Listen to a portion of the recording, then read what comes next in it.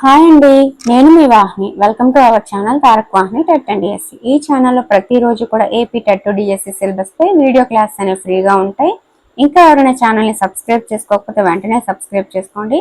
ఈరోజు ఈ వీడియోలో మనం తెలుగు మెథడాలజీలో భాషా సామర్థ్యాలు విద్యా ప్రమాణాలు అనే చాప్టర్ని డిస్కస్ చేసుకుంటూ దీనిపైన ఉన్న ఇంపార్టెంట్ ప్రాక్టీస్ బిట్స్ని కూడా చెప్పుకుందాం. వీడియోని చివరి వరకు చూడండి. సో ఈ చాప్టర్ కంప్లీట్ అయిపోతుంది అండ్ ఖచ్చితంగా లాంగ్వేజ్ స్కిల్స్ మీద మనకి ఒక బిట్ అయితే రావడం జరుగుతుంది కదా. సో చివరి వరకు చూసి మీకు నచ్చితే లైక్ చేయండి. ఓకే, భాషను సమర్థవంతంగా వినియోగించేందుకు ఉపకరించే సామర్థ్యాలే భాషా సామర్థ్యాలు. భాషా సామర్థ్యాలకు ఉన్న పేర్లు భాషా నైపుణ్యాలు, భాషా కౌశలాలు అని అంటారు. భావ ప్రసరణను ప్రభావవంతంగా నిర్వహించేందుకు ఉపకరించే సాధనమే భాష. శ్రవణం, భాషణం, పఠనం, లేఖనం, భాష అవగాహన, భాషోపయోగం, ప్రాయోగిక వ్యాకరణం, స్వయం అధ్యయనం, శబ్దజాలంపై అధికారం, ఈ 9 సామర్థ్యాలని 1986 జాతీయ విద్యా విధానం ప్రతిపాదించింది. ఎన్ని సామర్థ్యాలు? 9. ఏంటవి? శ్రవణం, భాషణం, పఠనం, లేఖనం, భాష అవగాహన, భాషోపయోగం, ప్రాయోగిక వ్యాకరణం, స్వయం అధ్యయనం, శబ్దజాలంపై అధికారం. ఓకే, వినడం అంటే కేవలం ధ్వనులను వినడం, గుర్తించడం మాత్రమే కాదు, ఏకాగ్రతతో విని అర్థం చేసుకోవడం అని కార్ల్ రోజెస్ అన్నారు. శ్రవణం అనేది అన్ని భాషా నైపుణ్యాలకి పునాది అన్నమాట. శ్రవణ పఠనాలు అనేవి స్తబ్దాంశాలైతే భాషణ లేఖనాలు అనేవి కారకాంశాలు. మనకి ఇంగ్లీష్ లో ఉంటది కదా, active skills, passive skills, productive skills అలా అని చెప్పి, అలా తెలుగులో అన్నమాట. శ్రవణ, భాషణ, పఠన, లేఖనాల్ని భాషా నైపుణ్యాలు అంటారు. భాషా నైపుణ్యాలలో మొదటిది శ్రవణం. శ్రవణం అంటే వినడం. మామూలుగా వినడం వేరు, అవగాహనతో వినడం వేరు. పాఠశాలకు రాకముందే విద్యార్థికి ఈ నైపుణ్యం అలవడుతుంది. ఇది విద్యార్థికి సహజ లక్షణం అన్నమాట. పాఠశాలలో చేరాక ఉపాధ్యాయులు చెప్పినవి విని అర్థం చేసుకోవడానికి ప్రయత్నిస్తారు. ఈ నైపుణ్యం వల్ల భాషా ధ్వనుల మధ్య గల భేదాన్ని గుర్తిస్తారు. ధ్వనుల ఊనికను, స్వరభేదాన్ని గ్రహిస్తారు. పాటలు, పద్యాలు విని రసానుభూతిని పొందుతారు. శ్రవణ సామర్థ్యం లోపించిన పిల్లలు ఎదుటివారి మాటలను అర్థం చేసుకోలేరు, అనుగుణంగా ప్రతిస్పందించలేరు. ఈ లోపాలున్న పిల్లలు తరగతిలో ఒకవైపు చెవి ఒగ్గి ఉంటారనమాట. పక్క విద్యార్థిని పదే పదే సంప్రదిస్తారు. ఎదుటివారి సూచనల్ని అనుసరించలేరు. అయితే పై లోపాలకు వైద్య చికిత్స తీసుకోనే దిశగా సలహా ఇవ్వాలన్నమాట. పాక్షిక శ్రవణ శక్తి గలవారిని తరగతిలోని ముందు వరుసల్లో కూర్చోబెట్టాలి. పిల్లలు వింటున్నది లేనిది గ్రహించడానికి ఉపాధ్యాయులు అప్పుడప్పుడు ప్రశ్నించాలి. కథ చెప్తూ ఎంతవరకు వచ్చింది అని అడగాలి. ఇలా చేస్తే తరగతి గదిలో పిల్లలు ఆసక్తిగా వింటారు. ప్రాథమిక దశలో విద్యార్థులు కథలు, పాటలు వినడానికి ఆసక్తిని చూపుతారు. అందువల్ల శిశుగేయాలు, అభినయ గేయాలు ఆలపించాలి. అద్భుత కథలు, నీతి కథలు, హాస్య కథలు వినిపించాలి. మాధ్యమిక దశలో శతక పద్యాలు, దేశభక్తి గీతాలు, పురాణ కథల్ని వినిపించవచ్చు. ఉన్నత దశలో ఉన్నత శ్రేణి కథలు, పాటలు, పద్యాలు, నాటికలు వినిపించవచ్చు. అవధానాలు, సాహితీ రూపకాలు మొదలైన కార్యక్రమాలకు తీసుకెళ్లి కూడా వినిపించవచ్చు అన్నమాట. ఇది శ్రవణం కోసం. నెక్స్ట్ భాషా నైపుణ్యాలు రెండవది భాషణం. భాషణం అంటే భాషించడం లేదా మాట్లాడటం అని అర్థం. భాష్ అనే ధాతువు నుంచి భాష అనే పదం వచ్చింది. దీనినే వాచిక చర్య అంటారు. వచ్ అనే సంస్కృత ధాతువు నుంచి వచనం, వాక్కు, వాచికం అనే పదాలు ఏర్పడ్డాయి. వాక్కుకున్న శక్తి వాడి కత్తికి లేదు అని అన్నది నండూరి రామకృష్ణమాచార్యులు. వాక్కు వల్ల కలిగే పరమంగు మోక్షంభో అన్నది వేమన. వాగ్భూషణమే భూషణం అన్నది భర్తృహరి. పిల్లలు పాఠశాలకి రాకముందే కలిగి ఉన్న నైపుణ్యాలు ఏంటి అని మనకు అడిగితే శ్రవణం, భాషణం. తరగతి గదిలో ఉపాధ్యాయుడు తక్కువగా, విద్యార్థులు ఎక్కువగా మాట్లాడితే అది నిజమైన తరగతి గది అని విద్యావేత్తల భావన. పిల్లల్లో భాషణ నైపుణ్యం పెంచాల్సిన బాధ్యత ఉపాధ్యాయులది. స్వగతం అంటే తమలో తాము, మనసులో ఇతరులకు వినబడకుండా మాట్లాడుకోవడం. కథాకథనం ద్వారా, నాటకీకరణం ద్వారా విద్యార్థుల్లో భాషణ నైపుణ్యాన్ని పెంపొందించవచ్చు. భాషా నైపుణ్యాల్లో మూడవది పఠనం. పఠనం వల్ల భాషణ నైపుణ్యం అభివృద్ధి చెందుతుంది. పఠనం వల్ల విరామ సమయం సద్వినియోగం అవుతుంది. లిఖిత రూపంలో ఉన్న విషయాన్ని చదివి దానిలోని భావాన్ని అర్థం చేసుకోవడమే పఠనం. విద్యార్థులు వ్యక్తిగతంగా చేసే పఠనాన్ని వైయక్తిక పఠనం అంటారు. విద్యార్థులు గ్రంథాలయాల్లో చేసే పఠనం, పరీక్షల కోసం చేసే పఠనం వైయక్తిక పఠనం. జట్లలో అందరూ కలిసి పఠనం చేస్తే సామూహిక పఠనం అంటారు. ప్రాథమిక దశలో ఎక్కువగా చేసే పఠనం సామూహిక పఠనం. పఠనంలో లిపి, ధ్వని, నేత్రం, ఉచ్చారణ ముఖ్యమైనవి. ధ్వనియుక్త ఉచ్చారణతో చేసే పఠనాన్ని ప్రకాశ పఠనం అంటారు. ప్రకాశ పఠనానికి మరొక పేరు బాహ్య పఠనం.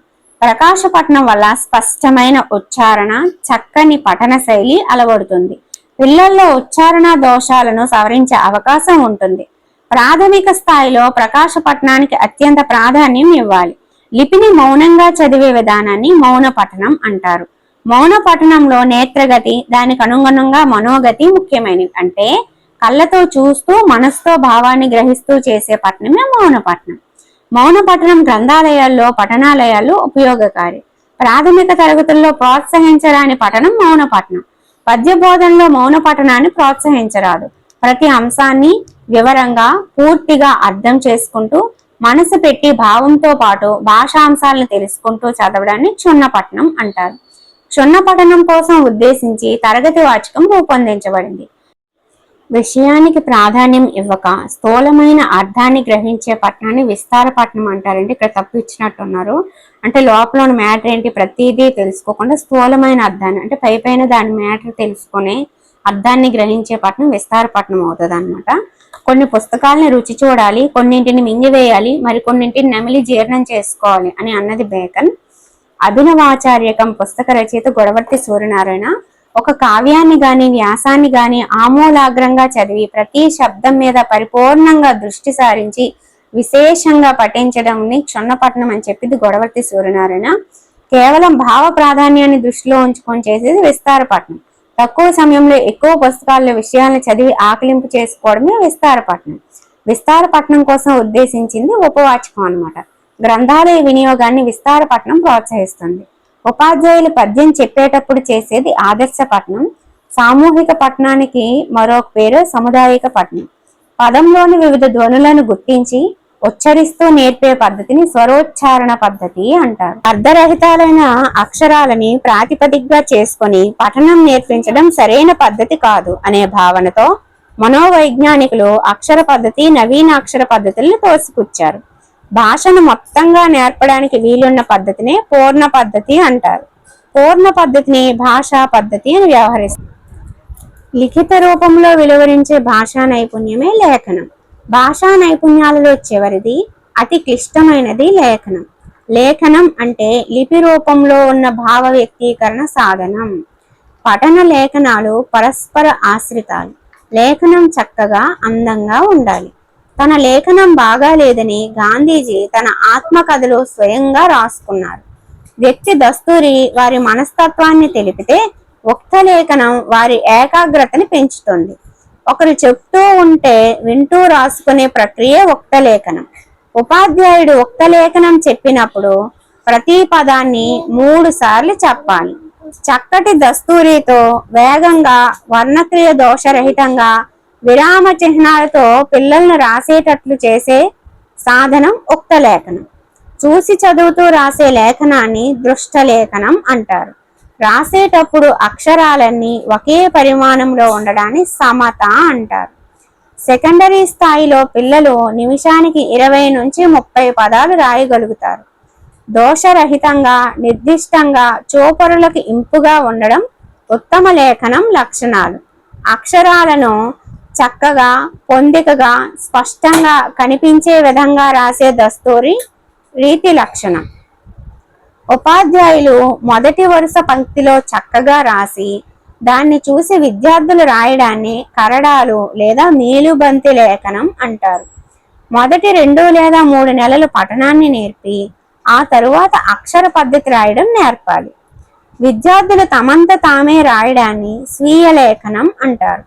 వ్యక్తి ఆలోచనల్లో కొత్త సంబంధాలను చూడడం, వాటిని వ్యక్తపరచడం సృజనాత్మకత అన్నది చాప్లిన్.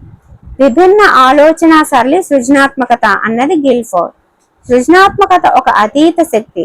సృజనాత్మకత గల వ్యక్తి దేవుని ప్రతినిధి అన్నది ప్లేటో. వ్యక్తిలోని అచేతనంలోని సంఘర్షణ సృజనాత్మకంగా వ్యక్తమవుతుంది అన్నది సిగ్మండ్ ఫ్రాయిడ్. మనసులో ఉన్న భావాలను తెలిపే సాధనం లేఖలు.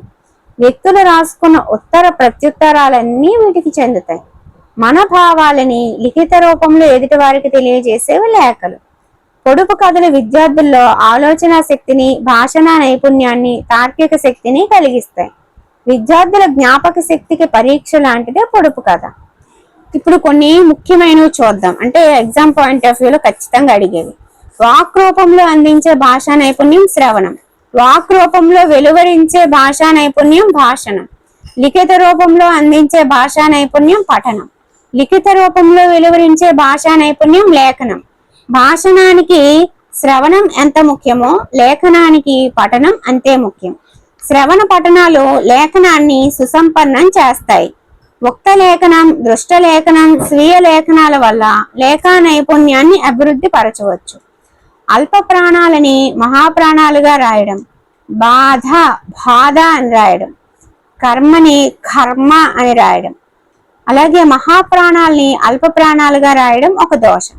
భాషని భాష అని రాయడం, ఉపాధ్యాయుడిని ఉపాధ్యాయుడు అని రాయడం, అచ్చులకు బదులు హల్లులు రాయడం, ఎద్దుని ఎదు అని, ఒంటెని ఒంటె అని.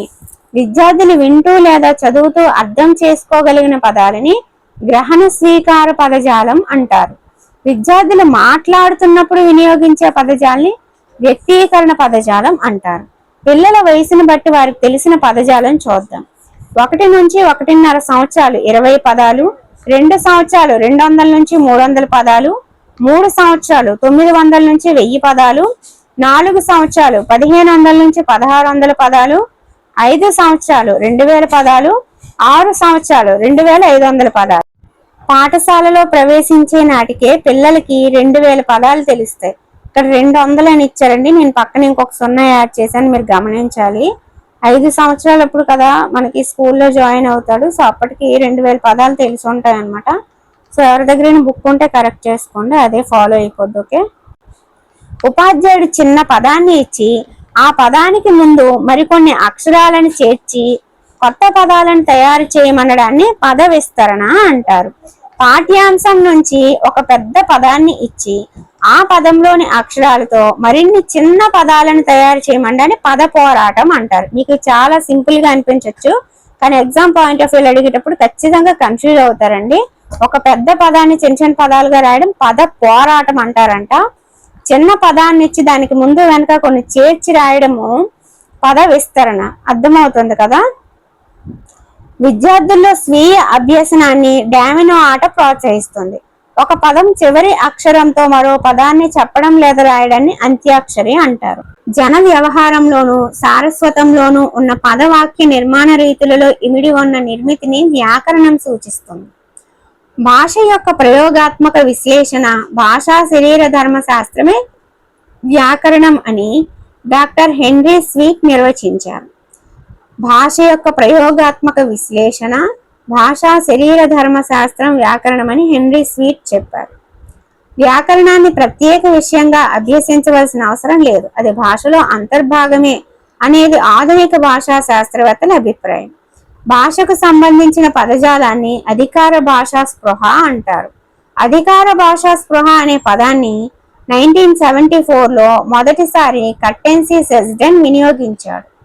అధికార భాషా స్పృహ అంటే భాష అనేది భావ ప్రసరణ పద్ధతి అని, అది కొన్ని సూత్రాలకు లోబడి ఉంటుందని, భాషను వివిధ రకాలుగా వినియోగించుకోవడానికి ఆధారమవుతుందనే అవగాహనను కలిగి ఉండడమే అని బాటెన్, హాఫ్మెన్, లోయస్ పేర్కొన్నారు. మొదట సూత్రాన్ని చెప్పి ఆ తర్వాత ఉదాహరణలతో వ్యాకరణాన్ని బోధించే పద్ధతిని నిగమోపపత్తి పద్ధతి అంటారు. నిగమోపపత్తి పద్ధతికి గల ఇతర పేర్లు సాంప్రదాయ పద్ధతి, సూత్ర పద్ధతి, శాస్త్ర పద్ధతి. వాచకంలోని పాఠాలలో విద్యార్థులకు పరిచయమైన పదబంధాలను ఉదాహరణలుగా తీసుకొని వ్యాకరణం బోధించే పద్ధతిని అనుమానోపపత్తి పద్ధతి అంటారు. విద్యార్థులు గతంలో నేర్చుకున్న వ్యాకరణ జ్ఞానాన్ని ప్రస్తుత పాఠ్యాంశాలలోని రూపాలతో, ప్రయోగాలతో అనుసంధానిస్తూ వ్యాకరణం బోధించే పద్ధతిని అనుసంధాన పద్ధతి అంటారు. ప్రయోగ శరణం వ్యాకరణం. వ్యాకరణాంశాలను ప్రత్యేకంగా కాకుండా పాఠాలతో కలిపి బోధించడం దీనిలో విశేషం. పాఠశాలకు రాకముందే బిడ్డకి ఈ నైపుణ్యం అలవడుతుందంటే శ్రవణ భాషణాలండి. ఈ నైపుణ్యం వల్ల విద్యార్థులు భాషా ధ్వనుల మధ్య భేదాన్ని గుర్తిస్తారంటే శ్రవణం వల్లే ధ్వని వద్ద అంటే కా ఎలా పలుకుతున్నాం, ఖా ఎలా పలుకుతున్నాం అనేది ధ్వనుల మధ్య తేడాని వింటేనే కదా గుర్తిస్తాడు. ఈ దశలో విద్యార్థులు కథలు పాటలు వినడానికి ఆసక్తిని చూపుతారంటే ప్రాథమిక దశలోనే వాళ్ళకి ఆసక్తి ఉంటుంది అన్నమాట దాని మీద. వాక్కుకున్న శక్తి వాడి కత్తికి లేదు అన్నది నండూరు రామకృష్ణమాచార్యులు అండి.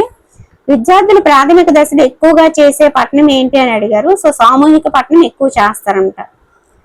అభినవాచార్యకం పుస్తక రచయిత గొడవర్తి సూర్యనారాయణ అండి. భాషా నైపుణ్యాల్లో క్లిష్టమైంది లేఖనము, విభిన్న ఆలోచన సరళి సృజనాత్మకత అన్నది గిల్ఫర్డ్. వ్యక్తిలోని అచేతనంలోని సంఘర్షణ సృజనాత్మకంగా వ్యక్తమవుతుంది అన్నది సిగ్మండ్ ఫ్రాయిడ్. వాక్ రూపంలో అందించే భాషా నైపుణ్యం శ్రవణం, వాక్ రూపంలో వెలువరించే భాషా నైపుణ్యం భాషణం. రెండూ మీకు అర్థమవుతున్నాయి అనుకుంటున్నాను. మనకి అందించేది శ్రవణం అండి, మనం వెలువరించేది భాషణం. తేడా తెలుస్తుంది కదా మీకు. పాఠ్య బోధనలో ఉపాధ్యాయుడు చేసే పఠనం మౌన పఠనం అండి. సారీ, ఇది తప్పు అనుకుంటాను. పాఠ్య బోధనలో ఉపాధ్యాయుడు మౌన పఠనం చేస్తే విద్యార్థులకు ఇంకేం అర్థమవుతుంది? నాకు తెలిసి ఉపాధ్యాయుడు చేసేది ఆదర్శ పఠనం అవుతుంది. ఇది కాదండి, తప్పు. ఆదర్శ పఠనం అవుతుంది. ఉపాధ్యాయుడు మౌన పఠనం ఎందుకు చేస్తాడు? తప్పు. ఈ పఠనం వల్ల విద్యార్థికి స్పష్టమైన ఉచ్చారణ, చక్కని పఠన శైలి అలవడతాయి. ప్రకాశ పఠనం వల్ల సృజనాత్మకత ఒక అతీత శక్తి. సృజనాత్మకత గల వ్యక్తి దేవుని ప్రతినిధి అన్నది ప్లేటో. భావ ప్రసరణను ప్రభావవంతంగా నిర్వహించేందుకు ఉపకరించే సాధనమే భాష. క్రింది వాటిలో భాషా నైపుణ్యం కానిది దైహికం అండి. శ్రవణ పఠన భాషణాలు భాషా నైపుణ్యాలు. వినడం అంటే కేవలం ధ్వనులను వినడం గుర్తించడం మాత్రమే కాదు, ఏకాగ్రతతో విని అర్థం చేసుకోవడం అనేది కార్ల్ రోజర్స్. అన్ని భాషా నైపుణ్యాలకి పునాది శ్రవణం అండి. పిల్లల భాషణ సామర్థ్యాన్ని పెంపొందించడానికి సరైన వనరు ఏంటి అంటే కథా కథనం. ధ్వని సహితంగా చేసే పఠనం ప్రకాశ పఠనం. క్షుణ్ణ పఠనం కోసం ఉద్దేశించింది తరగతి వాచకం. తక్కువ సమయంలో ఎక్కువ పుస్తకాల విషయాన్ని చదివి ఆకలింపు చేసుకునేది విస్తార పఠనం.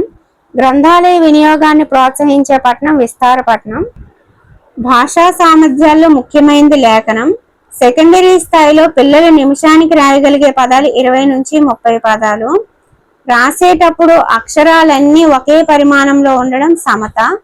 భాషను మొత్తంగా నేర్పడానికి వీలున్నది పూర్ణ పద్ధతి.